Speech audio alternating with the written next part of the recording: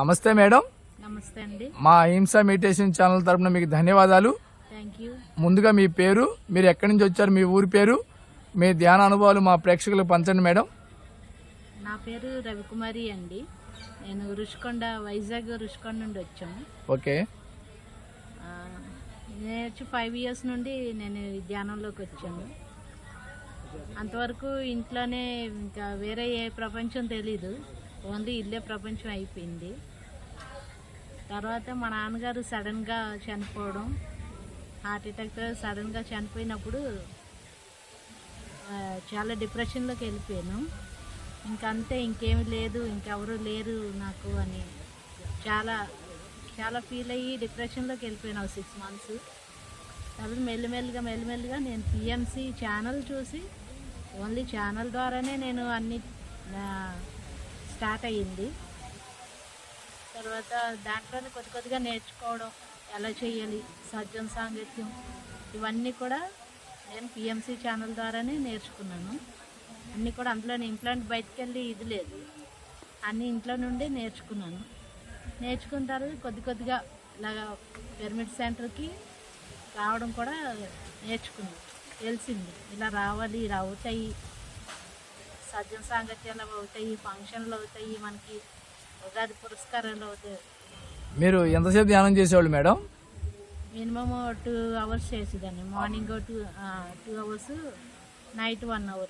ముందు ధ్యానానికి ముందు మీరు మాంసం బాగా తినేవాళ్ళ మేడం? బాగా. తర్వాత మానేశారా? తర్వాత మానేసి. చెప్పండి, మీరు ముందు ఎట్లా ఉన్నారు, తర్వాత ఎట్లా ఉన్నారు చెప్పండి.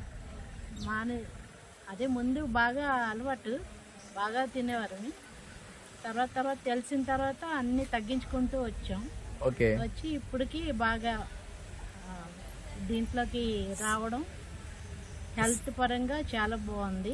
శాకాహారం తిన్న తర్వాత మీలో మార్పు ఏం వచ్చింది మేడం? మార్పు అంటే ఆరోగ్యపరంగా, మానసికంగా స్ట్రాంగ్ అయ్యాను. ఓకే. మానసికంగా చాలా స్ట్రాంగ్ అయ్యాను. తర్వాత చాలా బాగుంది ఆరోగ్యం కూడా. ధ్యానం చేసిన తర్వాత మీలో మార్పు ఏం వచ్చింది మేడం? అంతే, స్ట్రాంగ్ మానసికంగా. ఓకే. మానసికంగా స్ట్రాంగ్ అయ్యాను నేను. ఓకే. తర్వాత ఇందులోకి వచ్చిన తర్వాత నాకు చాలా బాగా ఆత్మ బంధువులు ఉన్నారు, మనకి బంధువులు ఉన్నారు, మనకి పిరమిడ్ ఇల్లులు ఉన్నాయి, ఎక్కడికి వెళ్ళినా ఆదరిస్తారు, ఎక్కడికి వెళ్ళినా మనకి సంతోషం పంచడానికి ఆత్మ బంధువులు ఉన్నారు, సజ్జన సాంగత్యం చేయడానికి, మంచి చెడు చెప్పడానికి మాస్టర్స్ ఉన్నారు. ఇవన్నీ కూడా నాకు అనుభవాలు వచ్చాయి. అది నాకు చాలా హ్యాపీగా ఉంది. సామూహిక ధ్యానము, పౌర్ణమి ధ్యానం చేశారా మేడం? ఈ పిరమిడ్కి వచ్చేటప్పుడు చేశాను సామూహిక ధ్యానం. పౌర్ణమి, అమావాస్య ధ్యానాలు చేశారా? పౌర్ణమి ధ్యానం ఒకటి తెలుసు. ఎట్లా ఉంది మేడం పౌర్ణమి ధ్యానంలో? పౌర్ణమి ధ్యానం చాలా బాగుంది. ఓకే. హెల్త్ పరంగా, ఎప్పుడు హెల్త్ గురింటే బాధపడేదాన్ని, అది హెల్త్ పరంగా చాలా ఇంప్రూవ్ వచ్చింది. ఓకే. పిరమిడ్ లో ధ్యానం చేశారా? పిరమిడ్ లో చేశాను. ఎట్లా ఉంది మీకు? పిరమిడ్ లో చాలా బాగా కుదిరింది ధ్యానం కూడా. ఓకే. అందరూ కలిసి చేయడం వల్ల ఇంకా బాగా ఎనర్జీ లెవెల్స్ బాగా పెరిగాయి. గురుగారిని కలిసారా మేడం మీరు? లేదండి, కలవలేదా? చూడలే అసలు? దూరం నుంచి చూసాను. చూసారా? దూరం నుంచి చూసాను కానీ ఓకే. ఓకే. శాకాహార ప్రచారం ర్యాలీలకి చేశారా, ఏమైనా వెళ్ళారా? ఒకటి అన్నా? ఏమీ లేదండి, వెళ్ళలా. ఎక్కడికి వెళ్ళలేదు. ఓకే. పుస్తకాలు చదువుతారా మీరు? బుక్స్ ఏ పుస్తకాలు చదివారు చెప్పండి మేడం. బుక్స్ చాలా చదివాను. ఉపయోగి ఆత్మకథ, ధ్యాన జగత్ మ్యాగజైన్, ధ్యాన జగత్ తెప్పించుకుంటామండి. ఓకే. అది చదువుతాను. తర్వాత ఒకే ఒక్క మాట ఏమంటే, మీ దీపం మీరే వెలిగించుకోవాలి. బుద్ధుడు చెప్పాడు, నీ జ్యోతిని వేరుగా వెలిగించుకో. నాకు సార్ ద్వారా తెలిసింది. ఓకే. మీ దీపం మీరే వెలిగించుకోవాలి అని ఒక్క మాటతోని నేను బయటకు వచ్చాను. మరి భగవద్గీతలో చెప్పాడు కదా, నీ ఆత్మ నువ్వే ఉద్ధరించుకోమని. ఇప్పుడు మీరు అలా ఉద్ధరించుకునే ప్రయాణంలో ఉన్నారా? అవునండి. ఓకే. భగవద్గీత చదివారా? చదువుతానండి. మీ భగవద్గీతలో ఏమి నచ్చిన ఒక శ్లోకం చెప్పండి. కర్మణ్యేవ అధికారస్తే మా ఫలేషు కదాచన. పల్ల దాని అంతరార్థం చెప్పండి. శ్లోకం ఒక పల్ల, దాని అంతరార్థం చెప్పండి, అర్థం చెప్పండి. మనం చేసుకున్న కర్మ బట్టి మనకి ఫలం దక్కుతుంది. ఓకే. అంటే పాపం చేస్తే పాపం, పాపం చేస్తే పాపం, రోగం, పుణ్యం చేస్తే భోగం, భోగం, ధ్యానం చేస్తే జ్ఞానం. జ్ఞానం. అంతే, దాని అంతరార్థం అదే. శ్లోకం సంస్కృతం రాకపోయినా పర్లా. అవును. ఓకే. ఓకే. మరి ఇప్పుడు జీవహింస మహాపాపం కదా మేడం, అవునండి. జంతు బలి మహాపాపం కదా. గుళ్ళ దగ్గర అవునండి. అమ్మవారి పేరు గుళ్ళ మేము చాలా బలిస్తున్నారు కదా, వ్యతిరేకిస్తామండి. మాకు అసలు ఇష్టం ముందు ఉండదు. చేశారా? ముందు ఎప్పుడు చేయలేదండి. ఇప్పుడు అది దానికి ఎప్పుడు వ్యతిరేకమే. వ్యతిరేకంగా చేస్తూ గుళ్ళ దగ్గర చెప్తున్నారు బలి అందరికీ? ఇవ్వడం అనేది, చెప్తామండి. చెప్పండి, దాని గురించి సందేశం ఏమిస్తారు ప్రపంచానికి మీరు? చాలా అది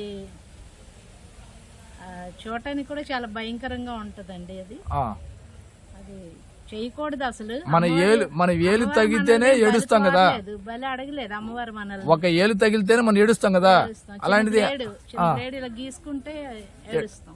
అలాంటిది అమ్మకి బలి ఇవ్వటం. అమ్మకి బలి ఇవ్వడం. అమ్మ మనల్ని ఎప్పుడు అలా అడగదు. అమ్మ తింటుందా రక్త మాంసం బొయ్కులు? అదేమి తిందండి. తింటుందండి. తింటే పెట్టొచ్చు కదండి, తింటలే కదా. అవునండి. చెప్పండి దాని గురించి ప్రపంచానికి మీరు. జంతు బలి అనేది చాలా అనాగరికమా, రాక్షసత్వమా? రెండు అండి. ఓకే. రాక్షసత్వం కూడా ఆ, చూసిన వాళ్ళు మరి మనిషి ఎందుకు బలి ఇవ్వడం మేడం? అదే కదండి. ఇస్తే బాగుంటుందేమో మేడం. అదే అమ్మవారు అడగదంటారా మనిషిని? ఎందుకు అడుగుదు? ఇస్తే అడుగుతుంది. ఆ? ఒకరి మీద ఒకరు కోపం ఉన్నప్పుడు వెళ్ళి బలి ఇచ్చేసుకుంటే ఇస్తే బాగుంటుందేమో మేడం. జనాభా తగ్గుద్దేమో మేడం, భూమాతకి భారం తగ్గిద్దేమో మేడం. అవునండి. తగ్గదంటారా కొంచెం? తగ్గుతుంది, బాగా తగ్గుతుంది. భారం తగ్గిద్దాము కొంచెం మేడం. అవునండి. చెప్పండి మేడం, మీరు ఇంకా చిన్నపిల్లలకి, మీ కుటుంబ సభ్యులకి, మీ బంధుమిత్రులకి ధ్యాన ప్రచారం, శాఖాహార ప్రచారం బాగా చేశారా? చెయ్యాలండి, ఇంకా స్టార్ట్ చేస్తున్నాను నేను. వింటున్నారా? ఇప్పుడే స్టార్ట్ చేస్తున్నాను. వింటున్నారా? పెడతాను, క్లాసులు పెడుతున్నాను, ఇంకా స్టార్టింగ్ లో ఉన్నాయి. ఓకే. పత్రిసారి చెప్పారు, భూమాత నరక భూలోకం అయిపోయింది, ఆ భూమాత కుమిలిపోతుంది, పాపాత్ముల భారం మొయిలేపోతుంది అన్నారు మేడం. అవునండి. మరి దాని యొక్క మీరు దాని ద్వారా ఏం సందేశం ఇస్తారు ప్రపంచానికి? ఇలా చెప్తామండి. భూమాత భారం మొయిలేపోతుందంట, పాపాత్ముల భారం. అవును. పత్రిసారి చెప్పారు స్వయంగా. అవును. మనం పుణ్యాత్ములుగా ఉందామా, జ్ఞానాత్ములుగా ఉందామా, ఇంకా ప్రపంచాన్ని ఆత్మజ్ఞానులుగా, శాఖాహారులుగా ప్రపంచం మారుద్దామా? ఆత్మజ్ఞానం అన్నది ప్రతి ఒక్కరికి కలగాలండి. అది అందరూ నేర్చుకోవాలి, అందరికీ తెలియాలి. అది ఆత్మజ్ఞానం అన్నది తెలియాలి. తెలియకపోతే మనిషి ఇంకా మూర్ఖత్వంలోని కొట్టుకుంటాడు. భూమి మీద ప్రళయాలు ఇవన్నీ వస్తున్నాయి కదా, సునామీలు, కరోనా లాంటి వ్యాధులు వస్తున్నాయి కదా. అవునండి. మరి పాపాత్ముల్ని కరగడానికి కదా ప్రకృతి తీసుకుంది అలాంటి నిర్ణయాలు. పొల్యూషన్ అయిపోతుంది, వాటర్ మెయిన్ వాటర్ పొల్యూట్ అయిపోతుంది. వాటర్ కి మరి మనం ఏం చేయలేము. వాటర్ గాని ప్రకృతి మాతకి కోపం వచ్చిందంటే ఇంక మనం ఏం చేయలేము. ప్లాస్టిక్ గురించి మీకు ఏమన్నా తెలుసా మేడం? ప్లాస్టిక్ యూజ్ చేయకూడదు. ప్లాస్టిక్, అవునండి. దాని గురించి ఏమైనా తెలుసా, చెప్తారా? ప్లాస్టిక్ ఏముందండి, తెలిసిందే కదా అందరికి. మనకి మనం ఏం చేద్దాం, మనం ఒక విస్తరాకి ప్లాస్టిక్ ఆకి తేడా ఎంత ఉంటది, దాని నుండి ఎంత నాశనం అయిపోతుంది అన్ని తెలుసు కదా. కవర్లు, ప్లాస్టిక్ గ్లాసు, వాటర్ గ్లాసులు వాడద్దు, అవి వాడద్దు, ఇవి వాడద్దు అంటారు. కానీ ఫ్యాక్టరీలు ఎందుకు తయారు చేస్తున్నాయి? అదే ప్రభుత్వం బ్యాన్ చేయాలి. ప్రభుత్వం బ్యాన్ చేయాలి, ఫ్యాక్టరీలు కదా ఆపాల్సింది. మనం ఇంట్లో ఎక్కడ ఆపగలం? అదే మనం యూజ్ చేయకపోతే ప్రభుత్వం బ్యాన్ చేస్తారు కదా మేడం. మాంసం కోళ్ళని మేకలను పెంచేవాడు లేకపోతే అమ్మేవాడు ఉండడు, చంపేవాడు ఉండడు కదా మేడం. అంతే కదా. అంటే మనం మారాలి. వ్యక్తి మారితే ప్రపంచం మారిద్ది, ఊరు మారితే సమాజం మొత్తం, ప్రపంచం మారిపోద్ది. అంటే ఫస్ట్ మన దగ్గర నుంచి మార్పు రావాలి. గాంధీజీ గురించి మీకు ఏమైనా తెలుసా మేడం? మహాత్ముడి గురించి ఏమైనా చదివారా? చిన్నప్పటి నుండి చదువుకున్నాం కదండి. ఏమైనా చదివింది ఏమైనా చెప్పండి. అహింస పరమో ధర్మ అన్నారు. ఓకే. తను చాలా సింప్లిసిటీ. గాంధీ గారి గురించి అహింస పరమ ధర్మ, అదే ఆయన జీవితాన్ని త్యాగం చేశాడు కదా మేడం. అవునండి, త్యాగం చేశారు. మనకు కూడా చెప్పారు హింస వద్దని చెప్పారు అప్పటి నుండే. కానీ ఇప్పుడు కూడా అది జరగట్లేదు. ఓకే. ఇంకా యోగుల గురించి ఏమైనా చదివారా మేడం? హిమాలయ యోగుల గురించి కానీ, గురువుల గురించి కానీ, షిరిడి బాబా గురించి జీవిత చరిత్ర చదివారా మేడం? ఏం లేదండి. ఏమి చదవాలి, పూజలు ఏం చేయలే మీరు బాబా జీవిత చరిత్ర? ఓకే. Thank you madam. మీ చక్కటి ధ్యాన అనుభవాల్ని మా అహింస మెడిటేషన్ ఛానల్ ద్వారా పంచుకున్నందుకు మీకు ధన్యవాదాలు. మా ఛానల్ని సబ్స్క్రైబ్ చేయండి, షేర్ చేయండి, లైక్ చేయండి. Thank you madam.